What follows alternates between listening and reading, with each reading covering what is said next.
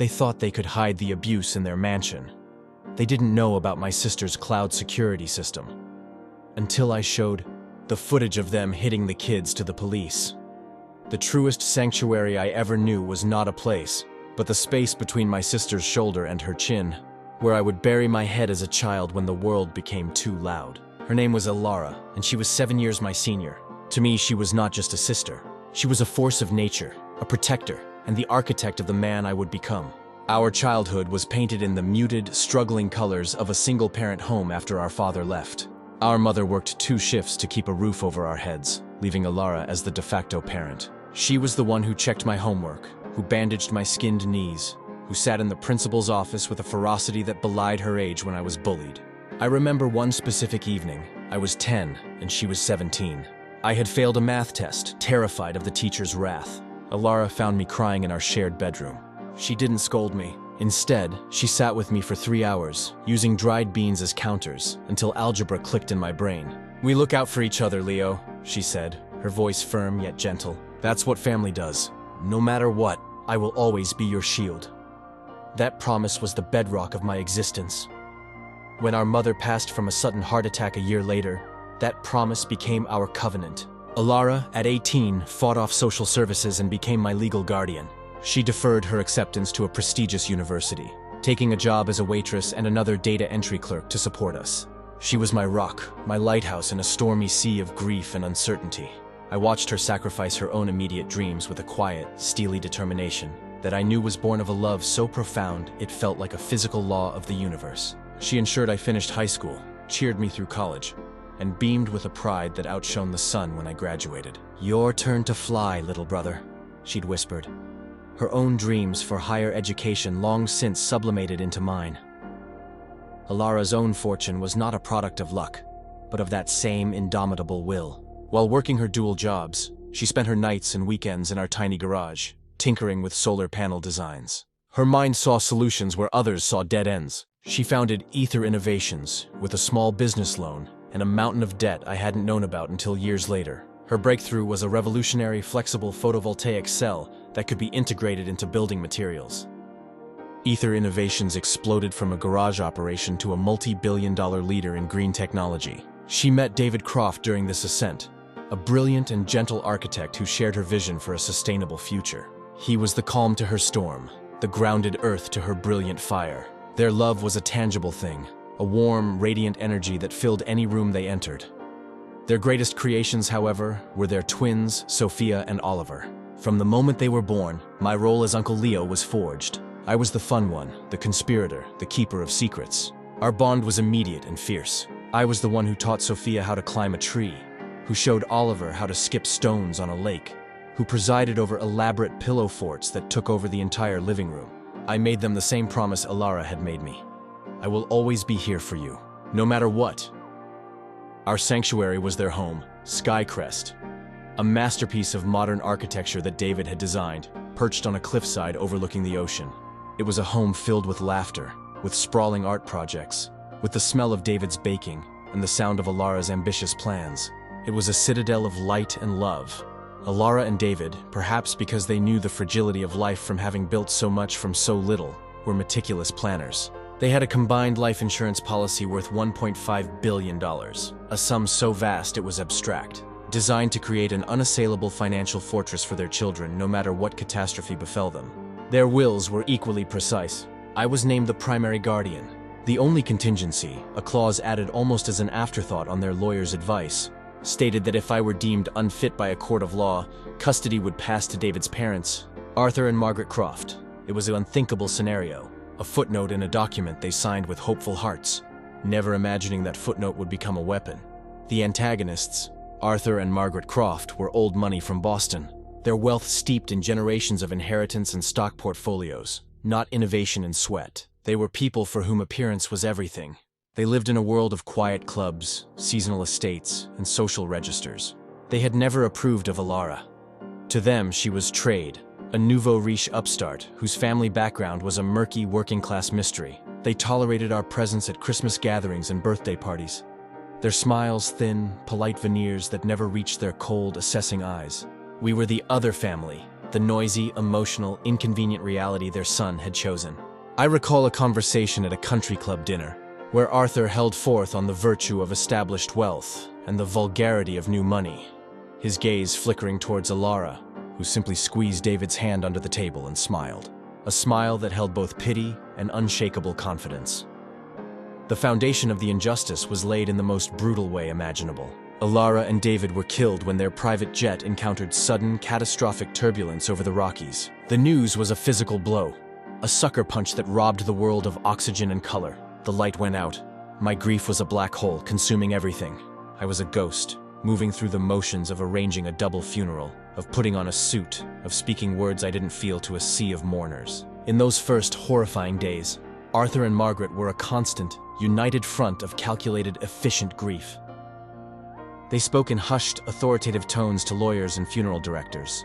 They presented themselves as the pillars of stability, the experienced, seasoned grandparents who could provide the structure and tradition the traumatized children needed. The reading of the will was held in a somber, oak-paneled office. The air was thick with sorrow. When the clause naming me as guardian was read, Arthur's lawyer, a man with the predatory stillness of a hawk, cleared his throat. He presented a bound dossier to the probate judge. It was a work of malicious fiction, meticulously compiled. It alleged I was an unstable, peripatetic influence, citing my career as a freelance travel writer as proof of an inability to commit or provide a stable home. It included fabricated statements from anonymous sources about reckless spending and questionable relationships. It was a character assassination of breathtaking scope. I was too gutted, too raw to mount a coherent defense. The judge, a weary man swayed by the Crofts' imposing respectability and the sheer volume of the lies, granted them temporary custody, pending a full psychological and financial review. "It's for the best, Leo," Arthur said, placing a cold hand on my shoulder as we left the courtroom. His eyes were dry and sharp. "The children need a proper, disciplined environment, not the life of a wanderer." The word was a slap. They had taken my family, and they had framed it as a mercy. They saw Sophia and Oliver not as grieving children, but as the key to a $1.5 billion vault. They were utterly unaware of the specific, powerful clause in the insurance trust, that if the custodial guardians were found to have harmed the children or were deemed unfit, custody would automatically and irrevocably revert to me. They had won the first battle, but in their greed, they had already planted the seeds of their own destruction. The invitation to witness my own nightmare was a carefully orchestrated pantomime of familial concern. For the first 3 months after the funeral, Arthur and Margaret maintained a flawless, chilling facade. They allowed me supervised visits at Skycrest, but the home I loved had been transformed. The vibrant artwork was gone, replaced by sterile, expensive prints. The toys were vanished, the bookshelves lined with leather-bound classics no child would ever read. My visits were confined to the formal drawing room, a cold, vast space with white furniture that seemed to repel joy. Arthur and Margaret were always present, a silent, watchful chaperone. The children were shadows of their former selves. Sophia, who had always been a whirlwind of creative energy, sat perfectly still on the edge of a sofa, her hands folded in her lap. Her vibrant wardrobe was replaced by a drab gray pinafore. Oliver, whose laughter used to echo through the halls, was silent, his eyes fixed on the Persian rug, his shoulders permanently hunched as if expecting a blow. They called me Uncle Leo in small, hesitant voices that lacked any of their previous warmth. When I tried to hug them, their bodies were stiff, unyielding. "They are adjusting, Leo," Margaret would say, her voice a syrupy simulacrum of sympathy. "They need routine. They need to understand the responsibilities that come with their name." All that unstructured playtime was detrimental. The lies were delivered with such calm conviction that I began to doubt my own perceptions. Was I being overly sensitive? Was this strictness what they needed to process their grief? The escalation was a slow, insidious poison. During one visit, I noticed a faint yellowing bruise on Sophia's upper arm, just peeking out from the sleeve of her dress. My heart seized. "Sophia, what happened to your arm?" I asked, my voice barely a whisper. She flinched, her eyes darting towards Margaret before dropping to the floor. I fell. "In the garden, I was clumsy." Margaret smiled, a tight, bloodless expression. "The children are still getting used to the size of the estate. They trip on the steps. It's nothing to worry about." But it was everything to worry about. The fear in Sophia's eyes was not the fear of a scolding. It was the primal terror of a prey animal. On another visit, I saw Oliver wince when he shifted in his chair. I later learned from a sympathetic maid a woman named Maria, who had been loyal to Elara and was subsequently fired by Margaret for being too familiar with the children. That the twins were no longer living in their beautiful, custom-designed bedrooms. They had been moved to the old converted servants' quarters in the basement. 2 small, damp rooms with concrete floors and single iron-framed beds. Their connection to their parents, their tablets filled with photos, their favorite books, the stuffed animals they had slept with since infancy, had been confiscated. It's time they learned to live without coddling, Arthur had declared. They are Crofts. They must learn resilience. The line in the sand was drawn on a gray, drizzly afternoon. A deep, gnawing dread had settled in my gut. I couldn't wait for the next scheduled visit. I drove to Skycrest, but instead of going to the grand front entrance, I parked a quarter-mile down the road and approached through the dense, manicured woods that bordered the property. Using a path I knew from years of playing hide-and-seek with the twins, I slipped in through a side door near the kitchen that was often left unlocked for the gardening staff. The scene that greeted me in the massive industrial kitchen froze the blood in my veins. Sophia was on her hands and knees on the cold tile floor, a bucket of soapy water beside her, scrubbing at an invisible spot with a stiff bristled brush. Her small hands were red and raw. Oliver was standing on a stool, nervously polishing an enormous silver tea set, his brow furrowed in concentration. Both children were crying, not with noisy sobs, but with the silent, hopeless tears that are the signature of profound despair. And then I saw it, clear as day under the harsh fluorescent lights, a fresh crimson handprint on Oliver's cheek. The shift happened in that instant. It was not a slow dawning, but a seismic, irrevocable realignment of my soul. The grieving, uncertain brother was annihilated. In his place stood a cold, focused, and utterly ruthless instrument of vengeance. This was not mere strictness. It was a systematic, calculated campaign to break their spirits, to make them pliable, to erase Elara and David's influence so completely that they would become mere vessels for the Crofts' greed. I didn't make a sound. I didn't rush in to comfort them, as every fiber of my being screamed to do. That would have given the Crofts warning. Instead, I became a ghost. I turned and retreated as silently as I had come, my phone already in my hand, my mind a chessboard, plotting the endgame. I was no longer a supplicant asking for time with my family. I was a general preparing for a war of liberation. My first call, from the privacy of my car, was to Sarah Jennings. I had met Sarah years earlier when I wrote a profile on high-profile custody battles for a magazine. She was known in legal circles as the Barracuda for her tenacity and her utter lack of mercy for those who abused children. I laid out the entire sordid story, my voice stripped of emotion, every word a cold, hard fact. Sarah, it's Leo Thorne, my sister's children. The Crofts have them. They're being beaten. They're being used as servants. I have a will that gives me custody if they're deemed unfit. I need to get them out. Now. Sarah's voice was like shattering ice. Leo, I'm so sorry, but we need evidence. Ironclad, courtroom-ready, incontrovertible evidence. Your word against theirs, with their resources, will get you nowhere. We need to build a case that is a fortress. My strategy crystallized into a 3-pronged assault, executed with precision and secrecy. The first and most critical prong was digital. I remembered that Elara, with her tech-centric mind, had installed a state-of-the-art cloud-based security system throughout Skycrest. It wasn't just for show. It had motion-activated, high-definition cameras in all the main living areas. The kitchen, the living rooms, the hallways. She had given me the login credentials years ago so I could check on the house while they traveled. The Crofts, in their arrogance, had likely never even thought to change the system. They saw it as part of the house's fixtures, not a sentinel loyal to its true mistress. While I began the painstaking process of reviewing weeks of cloud footage, Sarah mobilized her forces on the second prong, the official channels. She contacted a senior investigator from Child Protective Services, a woman named Dr. Anna Flores, who had a reputation for being fiercely dedicated and immune to intimidation. Sarah also placed a discreet call to a contact in the district attorney's office, laying the groundwork for potential criminal charges of child abuse, endangerment, and financial exploitation. We needed the system to be ready to move the moment we provided the trigger. The third prong was human intelligence. I reached out to the fired maid Maria. She was terrified of the Crofts, but her love for Elara and the children outweighed her fear. In a quiet coffee shop, she confirmed everything. She described the children's basement rooms, the confiscation of their belongings, the cruel, degrading punishments for minor infractions like speaking too loudly or tracking in mud. She provided dates and specifics that would corroborate the digital evidence. The evidence we gathered from the cloud storage was a harrowing, soul-destroying documentary. We didn't just have a single incident. We had a pattern of sustained abuse. Clip after clip revealed the horror. Clip 23, timestamp 1432, October 12th. Margaret slapping Sophia across the face for spilling a drop of juice on the tablecloth. The sound was a sharp crack that made me physically ill. Clip 41, timestamp 1915, October 25th. Arthur forcing Oliver to stand in a corner for 4 hours for looking at him disrespectfully. The child's legs eventually buckled from exhaustion. Clip 67, timestamp 1205, November 5th. The children being made to eat their lunch off the kitchen floor on their hands and knees because they didn't deserve to sit at the table with their betters.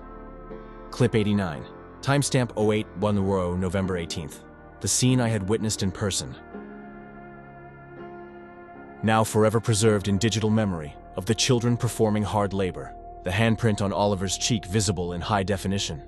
It was more than enough for CPS and the police, but Sarah, being the barracuda she was, went for the jugular. She subpoenaed the financial records of the trust fund established for the children's care. She discovered that Arthur and Margaret had already begun their plunder, transferring tens of thousands of dollars for estate management fees, administrative costs, and wardrobe and grooming expenses for the children, the same children they dressed in rags and forced to eat off the floor. We now had a complete narrative, a story of physical, emotional, and financial abuse, told through unassailable digital footage, financial records, and witness testimony. We compiled it all into a master dossier. Sarah filed an emergency ex parte motion for immediate custody, attaching the most damning video clips. Simultaneously, we coordinated with Dr. Flores and the DA's office. The raid was scheduled for the following morning. We would hit them with the full, terrifying force of the law they believed protected them. The confrontation took place at 8:30 a.m. in the very heart of their domain, the sterile, opulent kitchen of Skycrest. Arthur and Margaret were seated at the vast marble island, enjoying a breakfast of poached eggs and smoked salmon, reading the Financial Times. Sophia and Oliver stood silently by the pantry door, as still as statues, awaiting orders. The scene was a perfect tableau of their twisted world. The front door chimed, and then, a moment later, was opened with a key from our lawyer's copy. Dr. Anna Flores, flanked by 2 uniformed police officers and a plainclothes detective from the DA's office, walked in. Sarah and I followed close behind. Arthur Croft dropped his newspaper, his face contorting in apoplectic rage. "What is the meaning of this? This is a gross violation of my home. Get out, I will have your badges." Margaret stood up, her hand to her throat in a theatrical gesture of shock. "How dare you! Those children! You're frightening them." She gestured towards Sophia and Oliver, who were watching, their eyes wide not with fear of the officers, but with a dawning, impossible hope as they saw me. Dr. Flores was a pillar of calm authority. "Arthur Croft, Margaret Croft, I'm Dr. Anna Flores with Child Protective Services. We are here with a warrant to remove Sophia and Oliver Croft from your custody due to compelling evidence of severe physical abuse, emotional neglect, and financial exploitation." "Abuse? That is a vile, defamatory lie," Arthur roared, slamming his hand on the marble. "We are instilling discipline and respect, something their mother clearly failed to do." It was then that I stepped forward, the tablet in my hand feeling like Excalibur. "Discipline?" I said, my voice cutting through the room like a whip. "Let's show the court what you call discipline." I turned the tablet around and played clip 23, the slap. The sound echoed in the silent kitchen. Margaret gasped. Arthur's face went from purple to a sickly gray. I played clip 67, the children eating off the floor. One of the police officers muttered a low curse under his breath. I played the clip of Oliver polishing silver, the handprint clear on his face. The evidence cascade was merciless and absolute. Their world, built on a foundation of arrogance and entitlement, crumbled in real time. Sarah presented the financial records, detailing their theft from the children's trust. "You weren't just breaking their spirits," she said coldly. "You were robbing them blind." The plainclothes detective stepped forward. "Arthur Croft, Margaret Croft, you are under arrest for the felony abuse of a minor, child endangerment, and wire fraud. You have the right to remain silent." The collapse was spectacular. As the officers moved to handcuff them, their carefully constructed dignity evaporated. Margaret began to sob. Great, heaving, ugly sobs, begging for mercy, claiming she was only trying to help. Arthur, his hands cuffed behind his back, stared at me with a hatred so pure it was almost fascinating. You ruin everything," he spat. "You and your common grasping sister." I didn't respond. I simply watched as they were led away. Their reign of terror ended not by a dramatic fight, but by the cold, hard, irrefutable truth they had been too arrogant to hide. The legal reckoning that followed was a foregone conclusion. The emergency custody hearing lasted less than an hour. The judge, viewing the evidence, immediately and permanently revoked the Crofts' custody and granted it to me.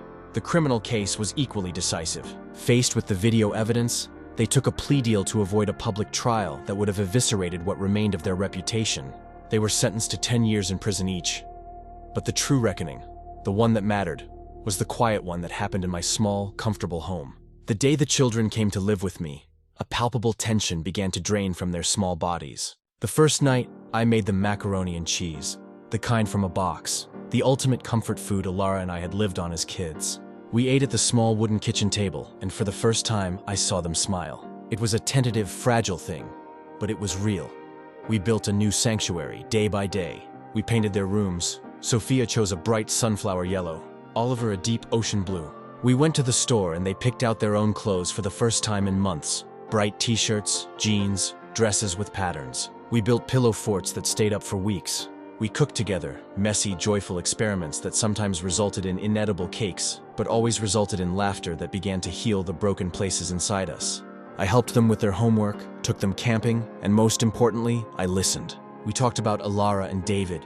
We looked at photo albums. We told funny stories. We cried together. We kept their parents alive not as a source of pain, but as a loving, guiding presence. I was not trying to replace them. I was trying to honor them by upholding the promise we had all made, to always protect each other.